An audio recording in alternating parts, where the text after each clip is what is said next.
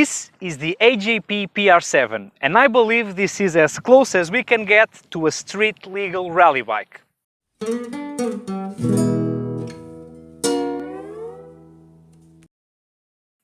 Hello adventurers, my name is Diogo Guerra and this is OFFroad-OFFcourse.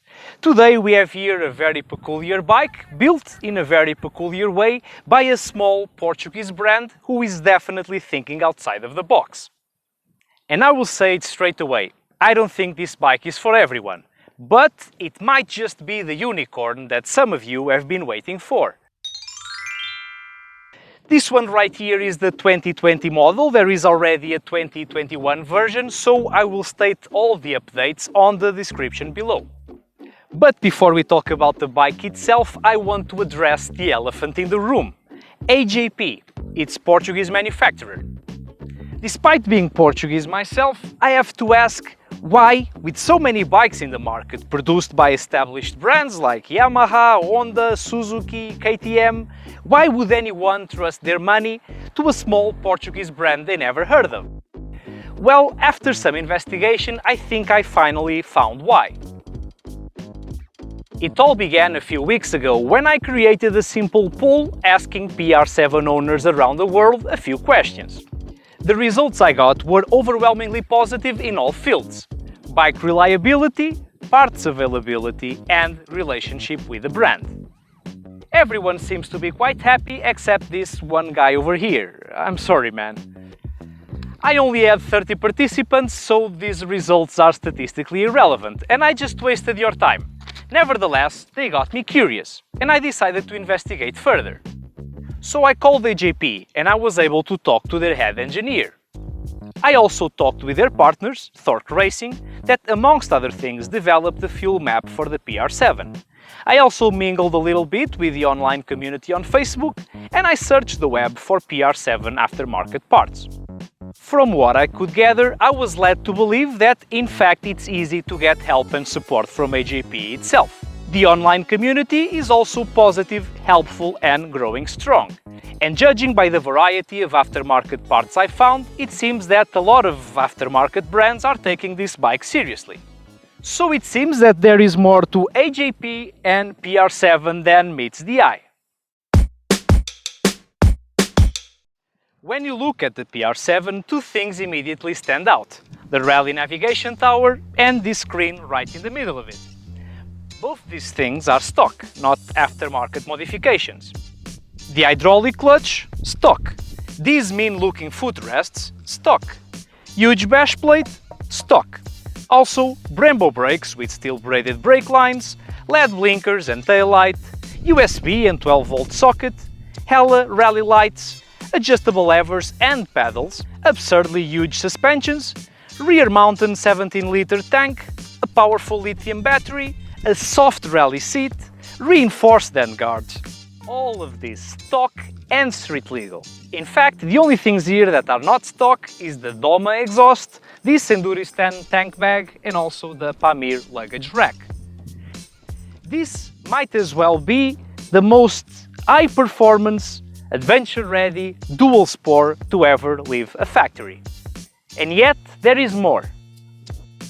AJP followed through with this adventure-ready philosophy by putting on the service manual not only the reference numbers, but also the dimensions of most serviceable parts. So, in theory, you can repair this motorcycle with generic scrap that you find on any Mongolian bazaar. Brilliant! And because the PR7 has such a bare-bones design, every component is accessible and a step away from coming off, making this bike the wet dream of any mechanically inclined rider. I look at this bike and I get the feeling that AJP respects me as the strong, independent adventurer I think I am. But like I said, I don't think this motorcycle is for everybody. There is a few weird things that will put some people out, but we will talk about that in the end of the review.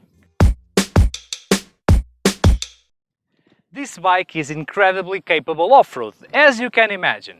In fact, it was only after I saw the footage from my camera that I realized how fast this thing can effortlessly go. It is a fast bike, and with 300 mm of suspension travel, there aren't many reasons to slow down. When you do though, the bike feels nimble and well balanced. The clutch is very easy to operate, and the engine deals with low revs surprisingly well, making the technical stuff feel rather easy. The brakes seem to be very strong and precise, and the gearbox feels extremely solid. It is an absolute blast to ride this thing off-road, and I couldn't be happier with its performance. But let's be honest, I am not a racer. I am a fast adventure rider at best. What I'm trying to say is that from my perspective, this motorcycle felt just as capable off-road as the KTM 690 I tried a few weeks ago.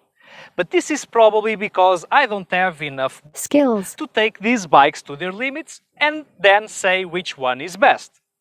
All I can say for sure is that when it comes to leisure off-road and adventure riding, the PR7 will definitely not let you down. Just point it in a direction and it will get you there.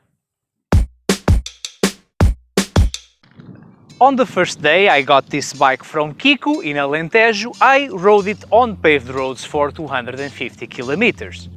I found the rally seat so comfortable I didn't think about it once during the whole trip. And that's already saying a lot. As for the engine, with 6 gears, the bike feels smooth and happy, riding around the 130 km per hour. Top speed is somewhere around 160. Back in the day, these bikes were known for having a rough engine and the throttle to be a bit tricky. But all of that changed with the new fuel maps developed by AJP and Torque Racing. So in case you own one of these, make sure you have the updated fuel map. I must say I'm not very happy with the aerodynamic protection. It does a good job up to my nose, but that means that my helmet and my eyes are precisely on the buffeting zone. No bueno. But I guess you can easily solve it with one of those small things that you clip on to the windshield.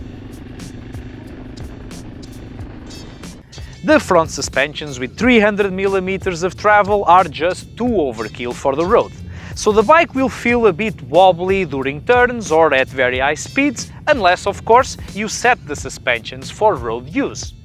But because no one ever does anything like that, wobbly it is. But I guess that's a cheap price to pay for basically riding around on a trophy truck.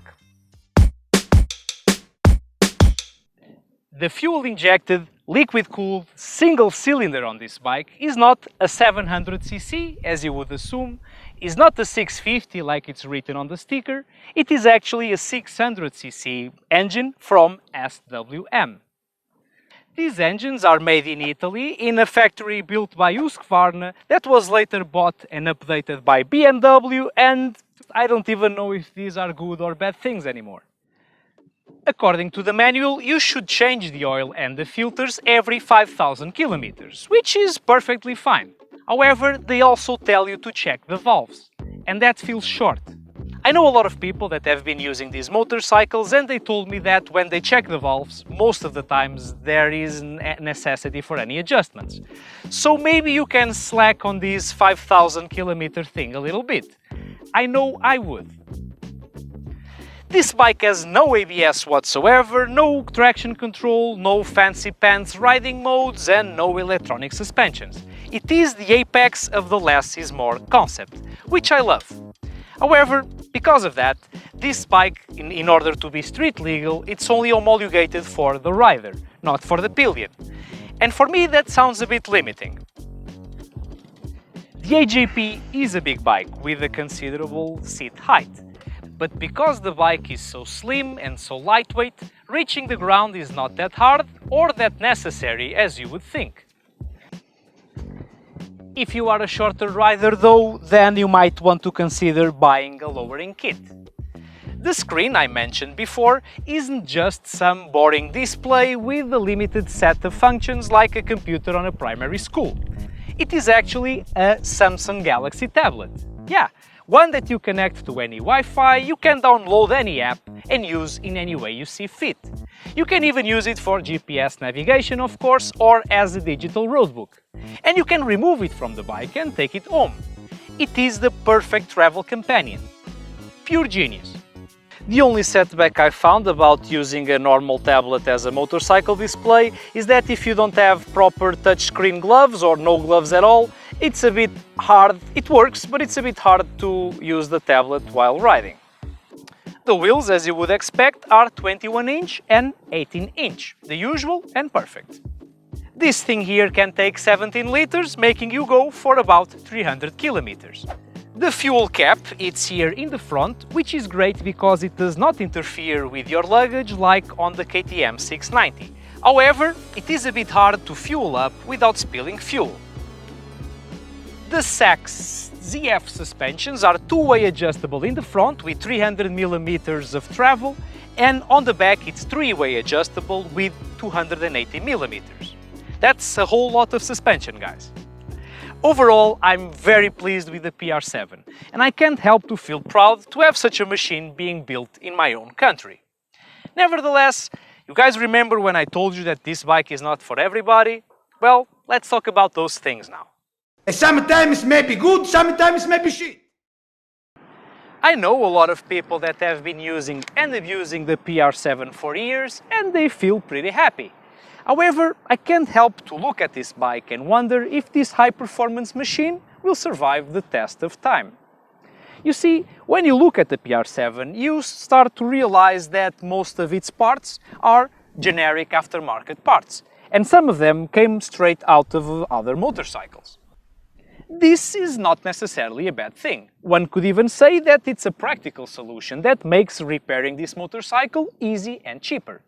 But it's also a sign of imprecise engineering, and I'm afraid that could lead to other problems. For instance, the speed sensor here, because it's a generic one, it doesn't seem to have a stopper or a specific dimension, so it can be tightened incorrectly to a point where it scratches the disc.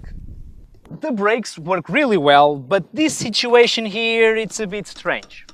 Due to the exhaust placement, the brake lever needs to be precisely tuned. If it's too slack, it will hit the exhaust. If it's too tight, it will overheat the brake.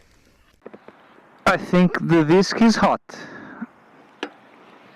In a way, these things make the PR7 really feel like a rally bike. It's riddled with practical solutions and easy fixes, but also with little tricks and quirks that require a bit of know-how from the rider in order to be used safely. And that's at the same time awesome and troublesome. The things that make this motorcycle unique and interesting are the same things that make it weird and dubious. Despite of what we may think about the quality or the price, truth is, AJP is selling these things faster than they can produce them. So, congratulations on their success! To wrap up my review, I will leave some thoughts on how I think this bike could be even better. If they could make it just a little bit shorter to accommodate more riders, reroute the exhaust somewhere so it doesn't interfere here with the brake lever, work a little bit more on the aerodynamics, and, if possible, somehow extend the maintenance intervals of the engine. This would turn the PR7 into a very lightweight and very proper adventure bike, instead of a street-legal rally bike, which is almost the same thing, but not quite. Well, and this wraps it up. I hope you guys enjoyed my content. If you did, please like, subscribe, hit the thingy, and share. See you next week, and happy rides!